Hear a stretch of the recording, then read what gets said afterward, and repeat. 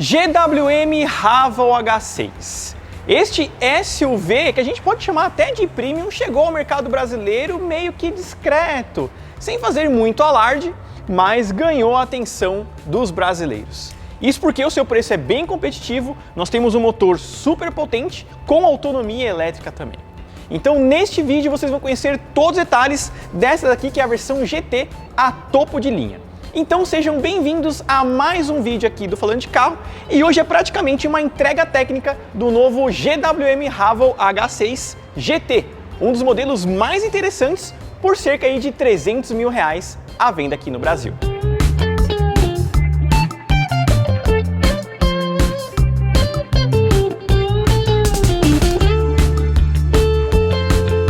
E antes de mais nada, pessoal, eu peço para vocês deixarem o like no vídeo. A audiência do canal tem caído bastante porque vocês não andam deixando o like e nem comentando aqui. Então, por favor, deixa o like, vamos fazer uma meta de 1000 likes nesse vídeo para a gente engajar bastante e o vídeo repercutir bem. Afinal de contas, um like dado é mais uma pessoa recomendada a assistir esse vídeo. Então, por favor, deixa o like, se inscreva no canal e ative as notificações. E agora vamos conhecer aí tudo sobre o Haval H6. A GWM é uma marca relativamente nova no nosso mercado. Tem cerca aí de quase 2 anos atuando aqui no mercado brasileiro, que iniciou as vendas com o Haval H6 e o H6 GT, sendo vendido em 3 versões basicamente. A Heavy, que é um híbrido convencional, e as Plug-in, tanto para o modelo SUV quanto para esta versão aqui Coupé, topo de linha do carro. Mas eu quero frisar uma coisa importante para vocês. GWM é o nome do grupo, assim como General Motors. Então aqui nós temos a GWM e a Haval, que é uma marca do grupo GWM. Assim como o Ora é uma marca e o Ora 03 é o modelo dele, né? O 03 Skin é o modelo da marca Ora, o H6 é o modelo da marca Haval.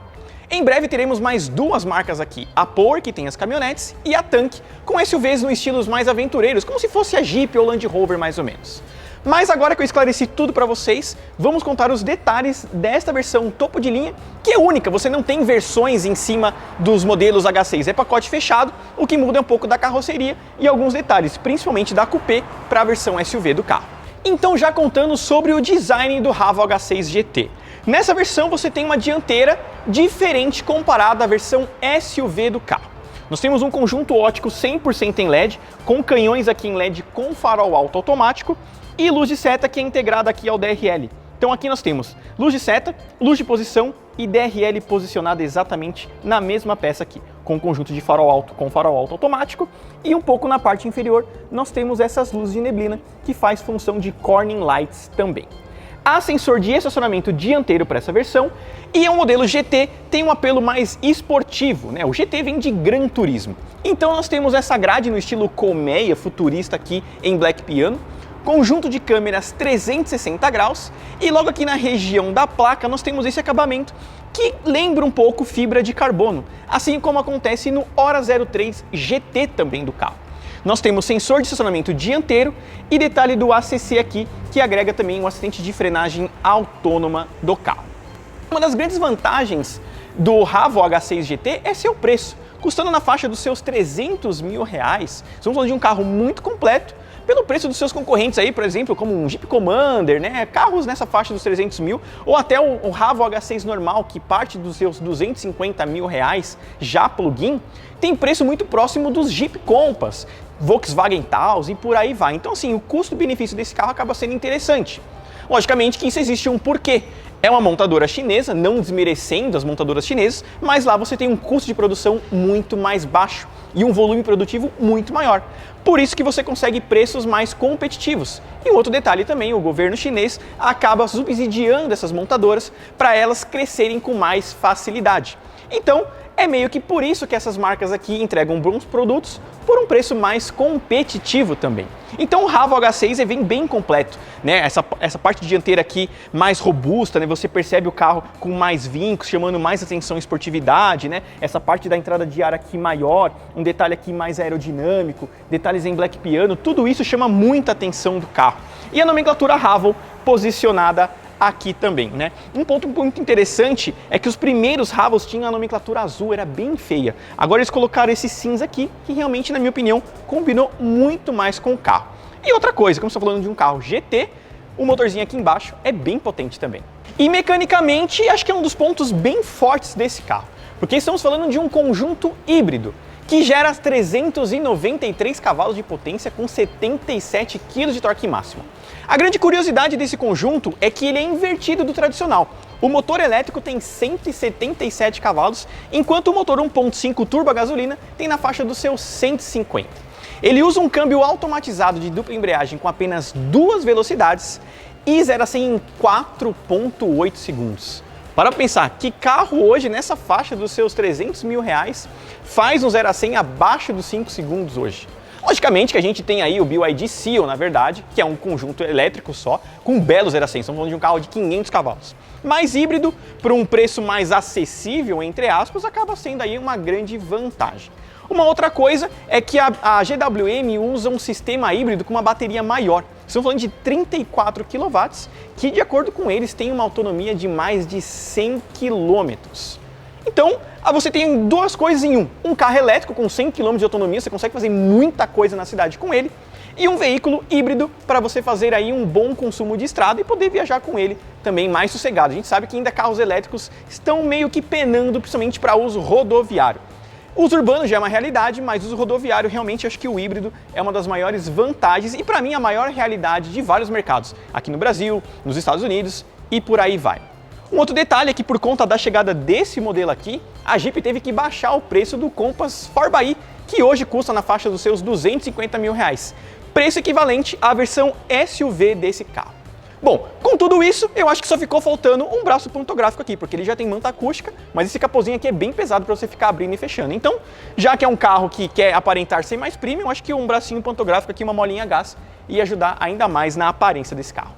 Como eu falei para vocês, o Raval H6 é um carro grande, medindo 4,73 m de comprimento com 2,70 m de entre-eixo. É um bom entre-eixo que eu já vou contar para vocês o porquê disso, né? Porque o entre-eixo é tão grande. Mas falando sobre a estética do carro em si, ele é um carro bem alto também, ali na faixa de quase de 1,80 m de altura.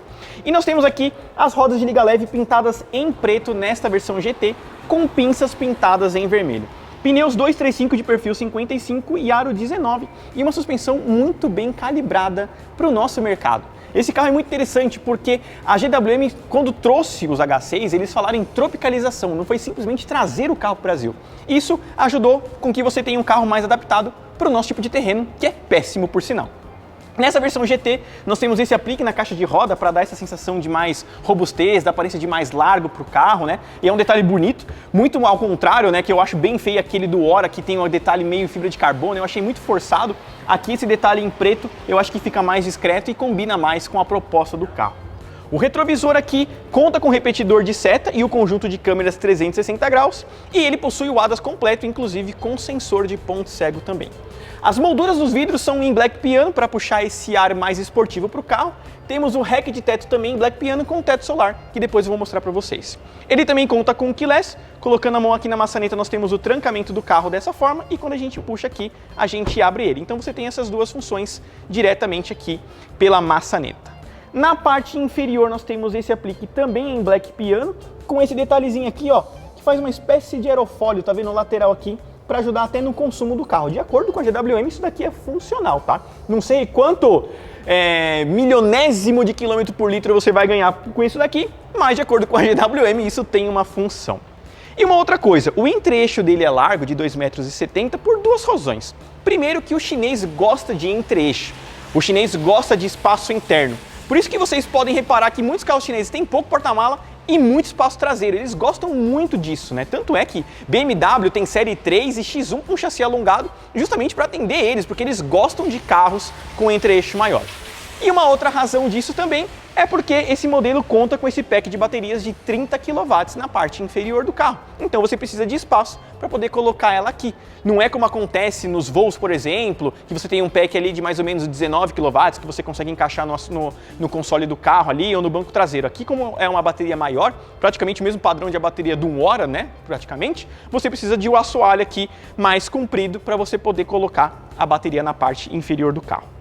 Na parte traseira, nós temos freio a disco também posicionado aqui, com as pinças pintadas em vermelho. Confesso que não sou muito fã dessas rodas em Black Piano, mas para proposta esportiva todo mundo gosta bastante, né? Então, para atender o mercado aí, para atender a maioria do público, eles colocam essa roda escurecida, mas eu acho que um preto com diamantado daria um charme muito maior para esse carro, deixaria ele mais refinado e com apelo esportivo, na minha opinião. Puxando um estilo meio Porsche Cayenne Turbo GT, nós colocamos um aerofólio aqui ó, nessa parte superior para dar essa aparência de esportivo para o carro. Isso sim, não tem nenhuma função aerodinâmica, é só um detalhe estético para puxar esse estilo mais esportivo, assim como esse belo spoiler também aqui na região do porta-malas tem esse conceito. Então, são detalhes estéticos apenas aqui, isso não reflete em consumo, não reflete em performance, né? Só aquele detalhe lateral ali que, de acordo com a GWM, diminui a turbulência do carro em si. Mas isso daqui é mais estética para quem dirigir o carro achar que está no esportivo de verdade. Na parte traseira, confesso que eu não gosto muito desse design aqui. Eu acho ele muito reto, muito grandão, muito largo, eu não sei. Eu não gosto da traseira do Ravo H6 GT. Quem gosta já deixa nos comentários se você acha bonito ou feio, mas pra mim, sei lá, não combina muito com o carro. Mas contando sobre o design em si, nós temos as lanternas com assinatura em LED e luz de seta dinâmica aqui também. Aliás, dinâmica não, contínua normal, né? Então você acende ela por inteiro aqui, luz de freio na parte inferior e este detalhezinho aqui em fibra de carbono que acompanha a lanterna. O Ravo aqui, ao contrário da parte dianteira que é cromado, aqui é cinza fosco. Então temos aí um complemento com essa traseira, mas não conversa com a frente, né? Na parte inferior, sensor de estacionamento traseiro e aqui na parte inferior, mais abaixo, esse difusor com essas ponteiras fake de escapamento. Porque ele só tem um escape deste lado aqui, né? Fica virado para baixo. Isso daqui é para dar uma aparência de carro esportivo, né? A Audi meio começou com isso, aí todo mundo começou a fazer. Eu acho meio feio, na verdade, né? Porque você tem um negócio que imita uma coisa que era para ser de verdade e não é. Mas todo mundo tá usando isso daí. Então aqui são as ponteiras falsas de escapamento, luz de neblina traseira ali e o difusorzinho na parte inferior. O que eu não gosto do carro é justamente isso daqui, ó. Ele é muito chapado aqui, ó, muito reto. E eu acho esquisito. Temos as nomenclaturas todas foscas aqui, né? O H6 GT, o PHEV e o GWM ali. E esse detalhe do olho de gato aqui também, que dá essa impressão de largura ainda maior pro carro, ó, tá vendo? Então ele tem realmente essa proposta de aparentar ser muito largo na parte traseira. O vidro aqui em cima tem desembaçador, mas não possui limpador traseiro. Olha só, né? Alguns carros ficam escondidos na parte superior, né? A Land Rover coloca ali na Evoque, né? Em cima do aerofólio, né? Fica escondidinho ali, mas esse daqui não tem. Simplesmente não tem limpador traseiro aqui, o Ravo H6 GT. Apertando aqui nós temos a abertura do porta-malas do carro, que é 100% elétrica. E aqui nós temos um bom espaço também. Levantando aqui a esteira, né? Mostrando aqui para vocês. Nós temos realmente um espaço mais considerável, poderia ser maior se ele não fosse plug-in, na verdade. Porque aqui embaixo você tem essa parte do kit de reparo do carro, ou seja, ele não possui step. E aqui nós temos o reparo desse kit que a gente chama de RAM flat, na verdade. E abaixo deste isopor aqui, nós temos o inversor do carregador desse carro aqui, que ele suporta, se eu não me engano, até 10 kW no seu poder de recarga, né? Então o porta-malas fica um pouquinho mais limitado. Ele é bem largo, bem espaçoso, né? Você consegue colocar coisas grandes, mas não muita coisa empilhada, porque realmente ele acaba ficando raso aqui, ó, tá vendo? Então isso é um probleminha aí com relação ao H6. Nós temos essa parte lateral aqui toda em plástico. Confesso que eu gosto do tecido, isso melhora o isolamento acústico e evita barulhos. Dependendo do que você coloca aqui, fica batendo a viagem inteira nesses detalhes de plástico e isso faz uma barulheira durante a viagem que enche o saco. Então eu gosto muito mais de tecido aqui. E temos uma iluminação em LED para você poder visualizar com mais facilidade à noite, né, ou lugar mais escuro, o que você está colocando ou tirando da região do porta-malas também. Então fechando aqui, né, é bem prático no fim das contas. Alguns carros possuem isso daqui elétrico, mas isso é caríssimo, então quase todo mundo deixa assim. E apertando aqui nós temos o fechamento do porta-malas. Opa, vamos apertar direitinho aqui com convicção para ele fechar. Mas é mais ou menos isso, né? Eu acho essa traseira aqui muito reta, muito larga. Não gostei muito da traseira do Ravo H6, eu gosto muito mais da versão normal do carro, a versão SUV. Eu acho que orna mais dianteira e traseira, o carro se conversa melhor. Aqui eu achei meio que precisamos fazer um carro coupé, então desenhar isso daqui, meio como a Audi fez no Q5 Sportback também, que eu não acho dos mais bonitos. Mas depois dessa aula pela parte externa do carro, vamos contar o que tem no interior dessa versão GT do GWM Ravo H6. Já aqui no interior, os bancos são bem gostosos e acolchoados. Temos revestimento em couro e uma das coisas que eu gostei, por mais que seja uma versão GT, a gente sabe que chinês adora brincar com cores, você não tem costura vermelha aqui nos bancos. Isso eu achei um ponto muito legal. Já que colocava num J3, sabe, aqueles volantes com costura vermelha no banco, eu achava muito forçado. Mas não escaparam do tapete. O tapete tem a borda vermelha, mas o banco não, já ajudou um pouco. Temos esse bordado GT aqui no banco, que ele tem um alcântara, né? Alcântara, né? Um tecido aqui com o revestimento aqui nessa região também em couro, né? Esse detalhe que imita fibra de carbono no banco, essas coisas que eu acho meio exagerado, sabe? Apoio de braço aqui, então você tem para viajar em 4, 5 dá para viajar, viu? Pode falar que não viaja é mentira. 5 dá para viajar bem, mas 4 viaja com muito conforto. E olha isso aqui, ó, consigo cruzar minhas pernas realmente, porque o entre-eixo é longo e favorece o espaço interno do carro. Temos saídas de ar na parte central com 2 tomadas USB tipo A, padrão normal mesmo, tá? Nada de tipo C aqui atrás. Temos revisteiros e a porta aqui tem um bom acabamento, né? Essa região é plástico duro, mas aqui na parte inferior nós temos esse detalhe que imita fibra de carbono e material macio nessa região do cotovelo, com vidros elétricos automáticos em todas as portas, tá? Ponto importante. E aqui você tem várias texturas, né? Você tem esse detalhe que parece um alumínio escovado, mas ele é escurecido. Temos um cromado, temos esse couro que imita um alcântara, temos esse detalhe que imita fibra de carbono. Mas como eles são todos pretos, você não fica se sentindo mais enjoado dentro do carro, sabe? Alguns modelos chineses têm muitas cores, os BYDs principalmente. Você tem laranja, marrom, preto, creme, enfim, várias cores, né, dentro de um carro só. Eu acho que fica cansativo, né, depois de um tempo. Então aqui, mais sóbrio, deixa o carro com uma aparência mais atemporal por mais tempo. Ele tem o teto revestido com tecido preto, assim como as colunas, e airbags em todas as regiões onde você imagina. Nas colunas, nos bancos, na parte dianteira, enfim, são aí 6 ou 10 airbags que dá bastante segurança para quem vai dentro desse carro. E olha só, como ele é um carro alto, olha a altura que eu tenho com relação à cabeça. Eu tenho 1,75 m, estou posicionado mais ereto aqui justamente para vocês notarem, mas se eu ficar mais relaxado mesmo, ó, olha o quanto de espaço sobra aqui. Então dá para você viajar bem confortável. Tem iluminação em LED, que esse detalhe parece um diamante, acho bem bonito. Isso em todas as regiões aqui do carro, com as alças PQP, ó, por amortecedor. Olha só que coisa linda aqui, né? Então, pro velho que quer ficar andando aqui, ó, viajando aqui, segurando aqui, tá sossegado também, além do teto solar. Mas agora vamos para a parte dianteira, onde vou mostrar para vocês aí a posição de dirigir e depois as funções desse carro. Já aqui na parte dianteira, os bancos seguem confortáveis como lá atrás. Então, de fato, é gostoso. Você tem ajuste de bancos elétricos tanto para motorista quanto para passageiro, com ajuste de lombar, e o banco segue com o mesmo desenho. Temos esse detalhe aqui com o bordado GT, esse detalhe que imita uma alcântara, fibra de carbono, né? Imita fibra de carbono aqui, e o couro nessa região. Eu estava reparando agora, esse detalhezinho perfurado aqui muito lembra os bancos da Land Rover, que esse desenho aqui faz alusão à bandeira do Reino Unido, né? Então esse perfurado aqui, ó, faz a bandeira do Reino Unido, assim como acontece nos Land Rover, né? Então tá aí o detalhezinho, né? Não sei se foi de propósito ou não repararam, mas ficou o banco muito semelhante. Nós temos a porta nessa parte superior aqui, ó, com material macio. Isso daqui já melhora muito aquela qualidade percebida do carro. Maçaneta escurecida aqui com iluminação ambiente, que você pode trocar de cor. Temos o agudo aqui, mas não há som premium para esse carro, tá? É som original GWM. Não é dos melhores, mas não é dos piores, tá? Se parar pra pensar que antigamente a BMW e a Mercedes tinham sons horríveis em classe C e BMW Série 3, aqui é um som bem digno também.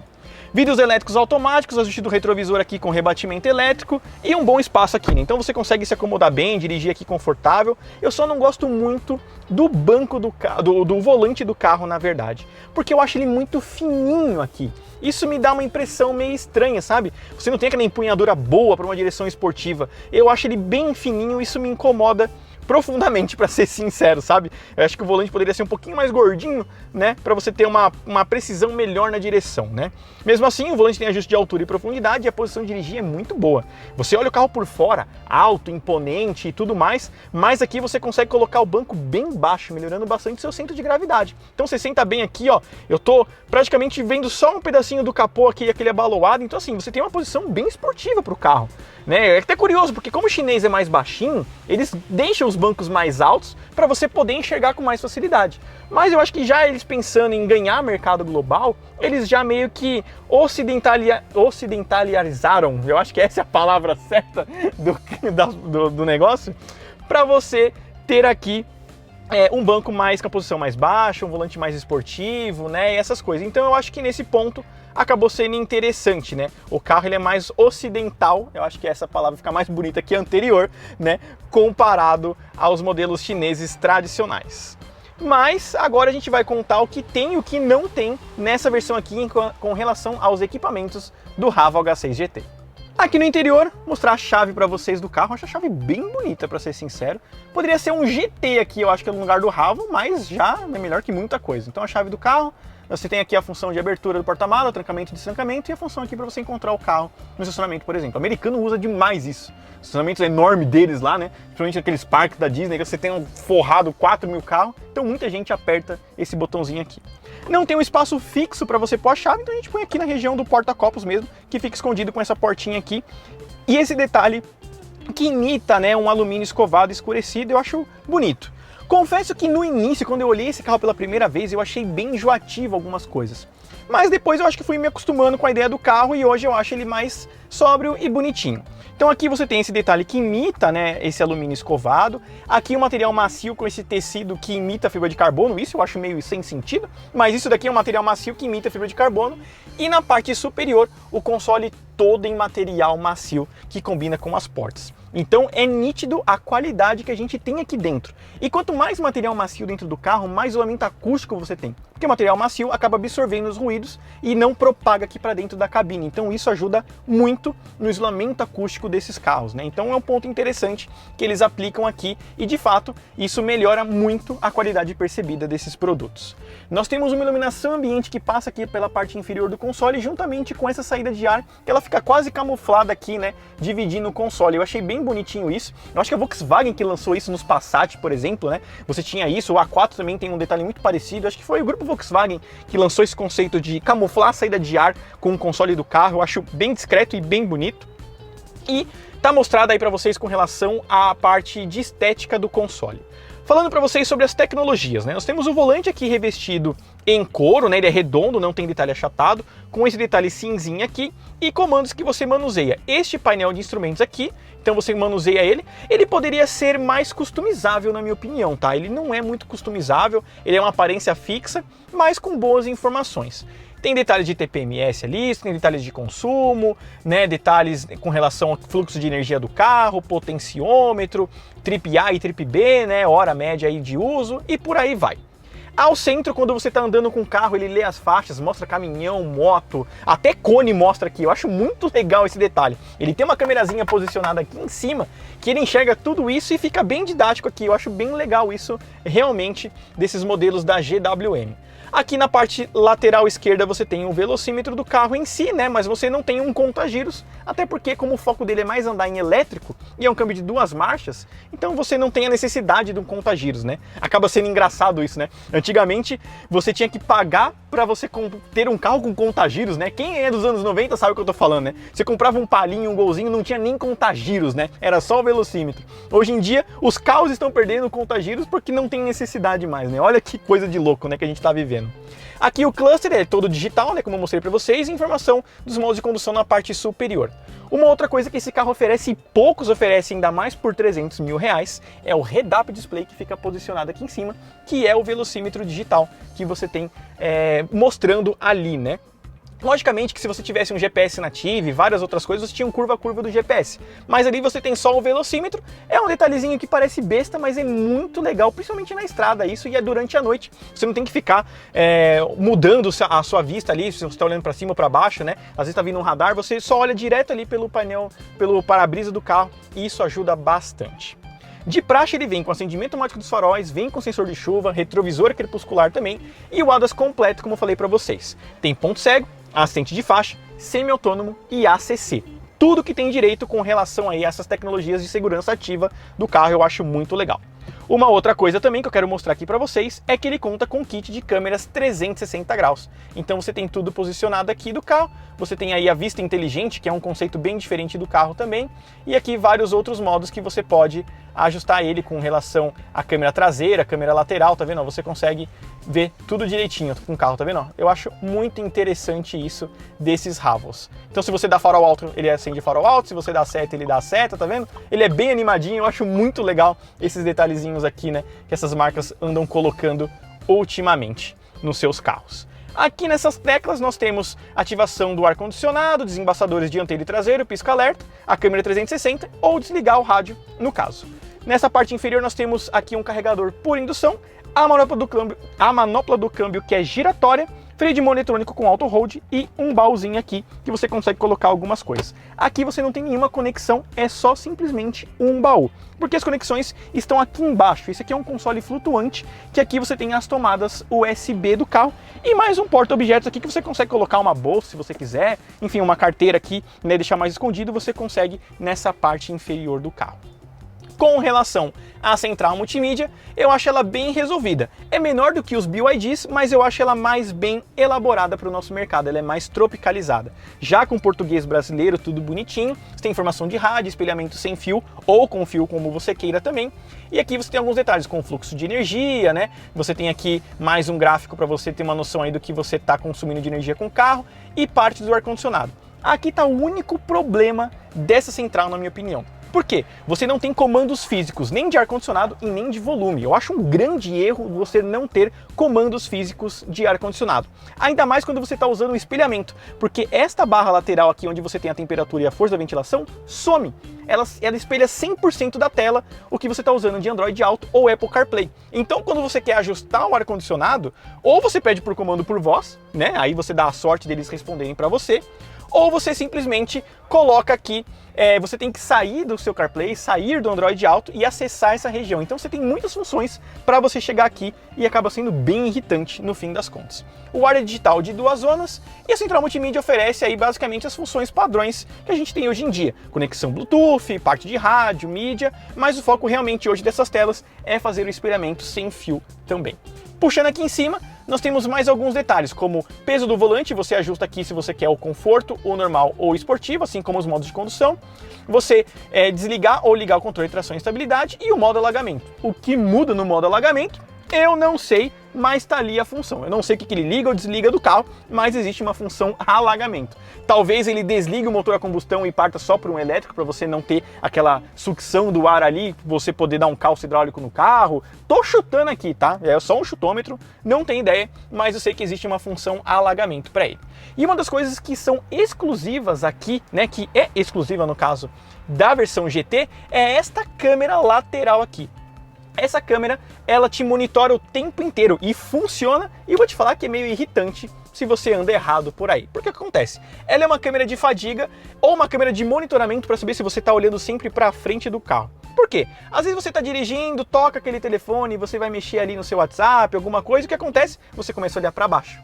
Automaticamente essa câmera lê que você está olhando demais para baixo e não para frente, e o carro te dá um alerta, te dá um aviso, ou ele dá um tranco, justamente para você tomar atenção e voltar a olhar para frente. Então é um ponto interessante, você está sendo monitorado, é quase um Big Brother essa câmera aqui, ela está te monitorando o tempo inteiro, justamente para você justamente para ela analisar se você está dirigindo corretamente ou não. Então é um sensor de fadiga inteligente, alguns BMWs usam uma câmera posicionada exatamente aqui, né? A gente percebe aqueles Série 3 que ficam piscando quando a gente grava, mas a GWM colocou exatamente aqui no carro.